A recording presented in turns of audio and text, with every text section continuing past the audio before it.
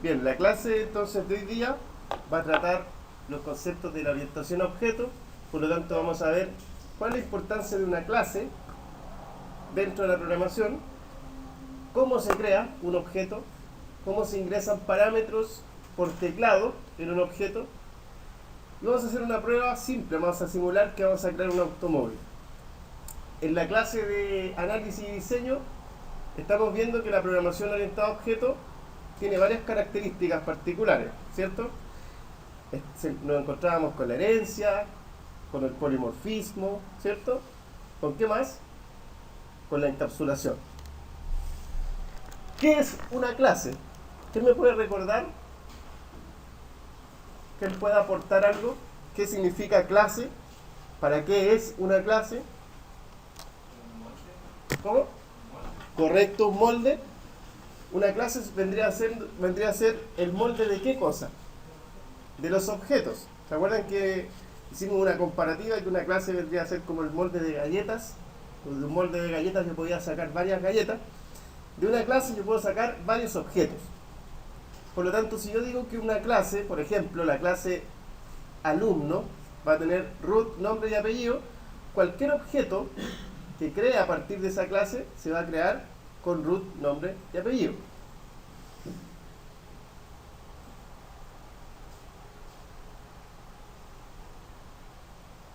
Entonces,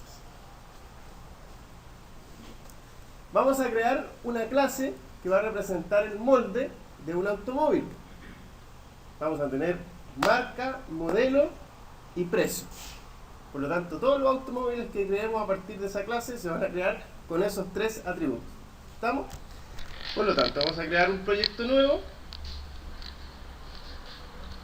Java Application. No es necesario que me sigan. Yo después les voy a dar un espacio para que ustedes lo hagan. Lo voy a llamar ejemplo auto. Finalizar. Mientras tanto crea el proyecto. Debemos recordar que una clase se compone de dos cosas, ¿cierto? ¿De qué se compone una clase? De atributos y métodos. Los atributos que eran las características que van a tener los objetos, ¿cierto? Y los métodos, las funciones o las acciones que cumplen los objetos. Perfecto. Bien. Si vemos acá, nosotros hemos creado el proyecto con el main. Así que vamos a borrar esa carpeta. Yo lo quiero crear desde cero. No quiero que cree ningún archivo. Ya. Vamos a crear nuestra primera clase. Esta primera clase va a contener la clase principal, la que va a tener nuestro método principal, nuestro método main. Por lo tanto, la clase la voy a llamar principal. Y esa clase principal va a tener el public static void main. También vamos a tener otra clase que va a representar la fábrica de objetos. En este caso vamos a hacer una fábrica de objetos de tipo auto. ¿Ya? Vamos a dejar esa clase principal ahí de lado. Si se dan cuenta, esa clase principal tiene como un play en verde, porque esa es la clase que hay que darle play.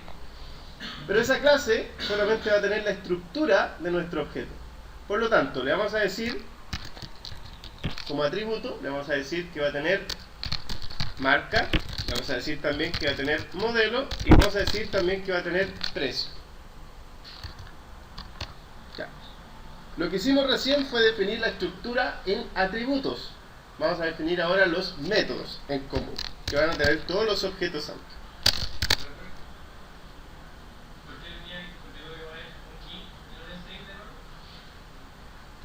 Porque marca y modelo son palabras y el precio es el número. Puede ser por eso, ¿no? Ya. Vamos a tener algunos métodos. Por ejemplo, el método encender.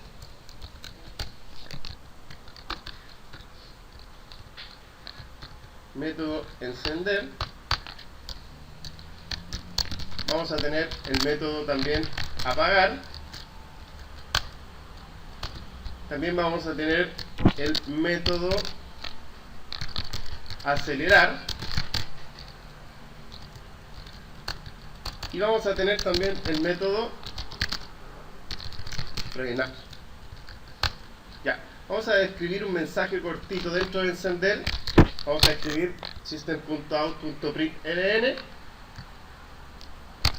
El auto encendió. Acá vamos a escribir que el auto se apagó. Acá vamos a decir que el auto aceleró. Acá vamos a decirle que el auto,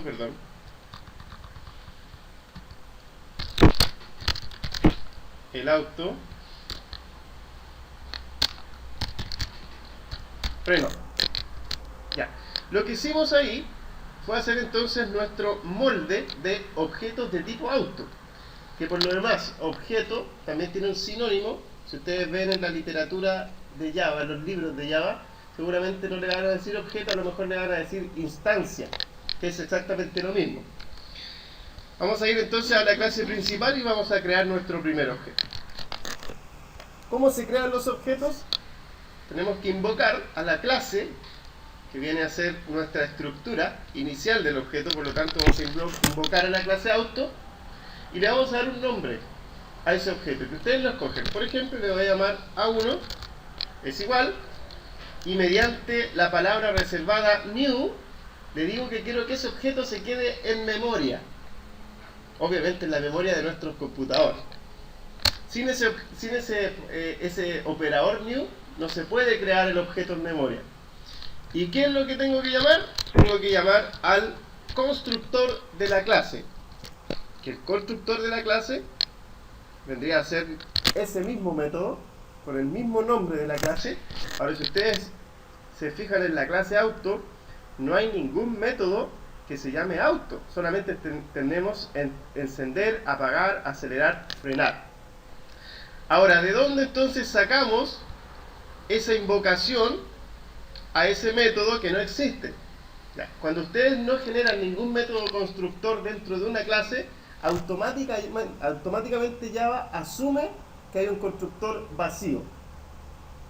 Por lo tanto, si nosotros creamos un objeto de esta manera, un objeto llamado A1 va a tener marca nada, modelo nada y precio nada. ¿Por qué? Porque el constructor por defecto va a inicializar todo como nulo, vacío. Entonces, yo quiero darle atributos, yo quiero darle los valores de los atributos, entonces tendría que invocar al objeto, en este caso A1, punto, y tengo derecho a invocar a los atributos, marca, modelo y precio. Entonces, por ejemplo, le podría decir que marca va a ser igual a Kia, A1.modelo va a ser igual a sedán, por ejemplo, y A1.precio va a ser igual a 1500, por ejemplo. De esa manera lo que hice fue entonces darle valores a los atributos. Si yo quiero imprimir cualquiera de esos atributos, lo puedo hacer con una impresión simple. Por ejemplo, vamos a imprimir A1, pero ¿qué vamos a imprimir de A1? Por ejemplo, la marca. ¿Se entiende? Por lo tanto, si le damos play, fíjense entonces cómo nos dice que vamos a ejecutar la clase principal, correcto, y miren acá abajo lo que va a imprimir.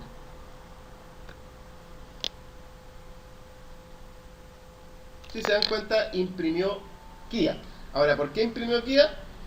Porque lógicamente yo le dije que Kia iba a tener el valor de marca, por lo tanto si imprimo la marca del auto 1, perfecto. Ahora, este es en el caso que nosotros no creáramos ningún constructor. Vamos a crear otros constructores. Si vamos a uno, vamos a crear entonces ahora nuestro primer constructor, que nos va a servir para escoger los parámetros en el mismo constructor. El constructor debe llevar el mismo nombre de la clase, en este caso auto. Ese constructor es el que Java automáticamente escribe si es que ustedes no escriben ningún constructor. Pero yo quiero un constructor que reciba los parámetros. Es decir, quiero que reciba por parámetro la marca, quiero que reciba por parámetro el modelo y quiero que reciba por parámetro el precio. Y automáticamente quiero que se asignen los valores de marca. Ya les voy a explicar qué significa this. This.modelo quiero que sea igual a modelo y this.precio creo que será igual a precio. Ahora, si yo vuelvo a la clase principal, ya me aparece un error. ¿Y por qué me aparece un error? Porque me dice que yo no he creado el método constructor por defecto. ¿Y por qué? Porque cuando en la clase no hay ningún constructor, entonces Java asume un constructor por defecto. Pero ustedes escribiendo un solo constructor, el constructor por defecto desaparece. A menos que usted lo haga nuevamente y lo fuerce. Es decir, de la siguiente manera. Public void auto, y entonces hemos creado nuevamente el constructor por defecto. Fíjense que ahora el error se va a ir.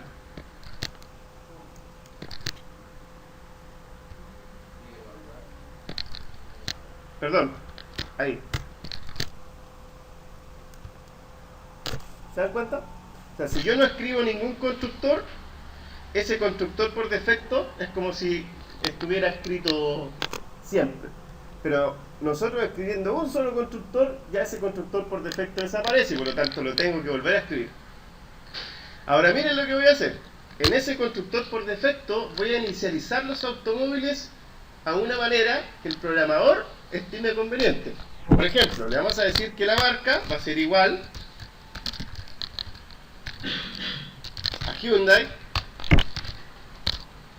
el modelo sea igual a sedán y el precio sea igual a 2000. Por lo tanto tengo dos constructores. Perdón, ese es entero. Ahí sí. Por lo tanto tengo ahora dos constructores. Un constructor en donde yo voy a escoger los tres parámetros, donde el usuario en este caso va a escoger la marca, el modelo y el precio, y otro constructor que construye el automóvil por defecto. ¿Se entiende? Por lo tanto, si yo voy para acá y lo dejo así nomás, ¿qué creen ustedes que va a imprimir? Correcto, porque se construyó por defecto. Fíjense, si le damos play, miren cómo aparece Hyundai. ¿Por qué apareció Hyundai si yo aquí no le di absolutamente nada? Porque el constructor internamente lo hizo. ¿Se entiende? Ahora yo pudiera escoger el otro constructor ahora, fíjense. Yo le puedo decir auto A2 es igual a new. Presiono control espacio y me aparecen todas las opciones que puedo. Si le doy doble clic auto, fíjense. Ahora tengo dos posibilidades de escoger constructor. Puedo escoger el constructor el primero o puedo escoger el constructor segundo.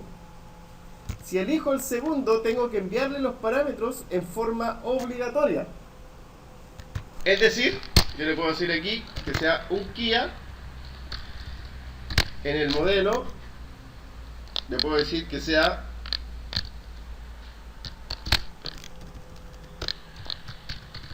y que sea, por ejemplo, de un valor de 5000.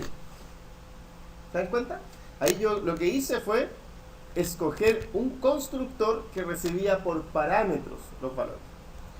Y ahí utilicé un constructor por defecto que no recibía nada. Ustedes pueden seguir escribiendo constructores hasta cuando ya Java permita ya la mezcla de atributos. Por ejemplo, ustedes podrían construir un constructor que recibiera un solo parámetro. Por ejemplo, string marca, solamente la marca. Entonces, this.marca es igual a marca. Y por ejemplo, en el modelo, quiero que sea un modelo deportivo y this.precio 10.000. Por lo tanto, si yo me voy al principal y quiero crear otro automóvil, auto A3 es igual a new auto, fíjense, doble clic y entonces ahora tengo la posibilidad de crear un auto de tres maneras utilizando cada constructor. ¿Qué marca va a tener si es que escojo el primer constructor? Hyundai, ¿cierto? ¿Qué marca va a tener si es que escojo el segundo constructor? ¿Ah? El que le pase por parámetro. ¿Y qué marca va a tener el tercer constructor? También el que le pase por parámetro.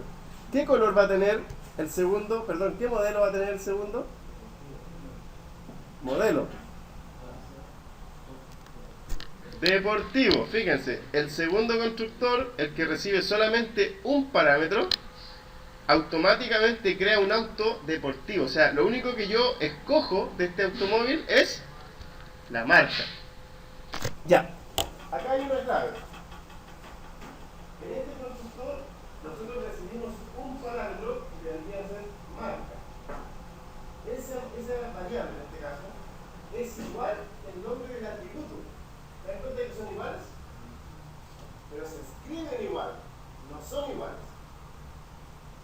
Ese dis tiene una importancia fundamental, porque si ustedes no escriben ese dis, ustedes están diciendo que la marca que viene por parámetro es igual a la marca que viene por parámetro. Por lo tanto, el automóvil nunca va a tener marca. En cambio, ese dis dice que esa marca es el atributo del auto. Por lo tanto, esa marca que viene por parámetro la estoy guardando en el atributo. Como decir, la marca de este objeto. Exacto. El dis es la marca del objeto. Por lo tanto, ¿cuándo yo podría dejar de utilizar el dis? Si es que lo que viene por parámetro tiene un nombre diferente. Ahí automáticamente llama, hace el alcance de nombre y dice, marca es el atributo del objeto. Y m es lo que viene por parámetro. Por lo tanto, lo que el usuario le envía por parámetro, lo vamos a guardar en el atributo. ¿Se entiende? Eso es en el caso que se llamaron diferentes. Pero uno nunca hace las variables diferentes. Siempre uno las llama iguales para no confundirse con tanta variable. ¿Ya? Por lo tanto, el dis es importante. Este es un instrumento.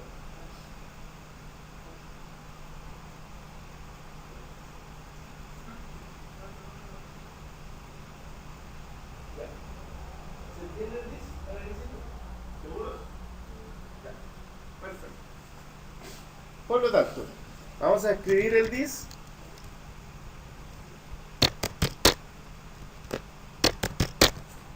Ya. Y en la página principal, vamos a decir esto. Aquí era. Nosotros teníamos que aquí recibir la marca. En este caso, Mercedes. Ya, por lo tanto, el A3 obviamente va a ser un Mercedes. ¿De qué modelo? Deportivo. ¿Y cuánto va a valer? 10.000, ¿cierto? A ver, vamos a ver. A3 punto modelo. ¿Qué debería imprimir? Deportivo. A ver, veamos. Play. Y ahí está. Deportivo. Ahora, si ustedes quieren imprimir un mensaje concatenado con algún mensaje que ustedes escojan, también lo pueden hacer. Por ejemplo, entre comillas, siempre tiene que ir el mensaje. Y le vamos a decir: el precio es 2 puntos, y le vamos a concatenar con un más el A3 punto precio. Así se concatenan los mensajes. Obviamente, si ustedes no le dan un espacio, el precio va a aparecer pegado a los 2 puntos. Yo quiero que le dé un espacio, ¿cierto? Si le damos play, fíjense, entonces ahora nos dice con un mensaje que el precio es 10.000. ¿Se entiende? Ya. Además, estos objetos, como fueron creados a partir de la clase auto, tienen derecho a encender, a apagar, a frenar, etc. Fíjate, A3 punto encender, y automáticamente el auto me va a arrojar un mensaje que encendió. Fíjense. Play. ¿Se dan cuenta? El auto encendió. Es decir, con poco código yo puedo distribuir los comportamientos a los diferentes objetos. ¿Se entiende? Ya. Pero ahora yo quiero que el usuario escoja los parámetros. que el usuario los ingrese por teclado. El usuario escoja la marca, el usuario escoja el modelo, el usuario escoja el precio. ¿Cómo se hace eso? Lógicamente tengo que invocar a la clase input, ¿cierto? String. ¿Cómo era? Ya, input string reader, st es igual a new input string reader. Aquí era system.in y abajo es buffered reader, ¿cierto? bf es igual a new buffered reader y le paso el st por parámetro. Ojo, estas variables son objetos, por lo tanto ustedes escogen los nombres. ¿Se acuerdan que la clase pasada yo le puse leer? Ya, esos nombres los escogen ustedes. ¿Qué estaríamos haciendo aquí entonces con ese new input string reader? ¿A quién estaríamos invocando ahí de esa clase? Al constructor de la clase input string reader, de la misma manera con el buffer reader. Ahora, estas dos líneas de código nosotros las podemos hacer en una sola. Vamos a hacerlo en una sola. Ahí. Entonces vamos a invocar en una sola línea, a decir bf es igual a new buffer reader. Y aquí le vamos a decir que new vamos a tener un input string reader system.in y con eso tenemos lo mismo que está acá arriba, lo mismo, pero en una sola línea. ¿Por qué? Porque primero hicimos un objeto de tipo input string reader, ¿cierto? ¿Y cómo le llamamos a ese objeto? st. Y después cuando invocamos al buffer reader, ¿a quién le pasamos por parámetro? Por lo tanto acá hicimos exactamente lo mismo, nos ahorramos un paso, nos ahorramos el crear el st. ¿Por qué? Solamente pusimos esto, new input string reader, dentro de los paréntesis del buffer reader. ¿Se entiende? O sea, ustedes pueden siempre ir acortando líneas de código con estos trucos. Ya, por lo tanto, como ya tenemos el código para poder leer, yo le puedo decir al usuario ingrese marca, dos puntos, y vamos a elegir una marca, en este caso en una variable m, voy a poner el bf.readline. Lo mismo voy a hacer, pero ahora con south ingrese modelo string mo es igual a bf.readline south y aquí ingrese precio. Quiero que también el usuario escoja el precio. Y acá, como el precio es una variable entera, vamos a decir que p va a ser igual y vamos a hacerlo todo en una línea también.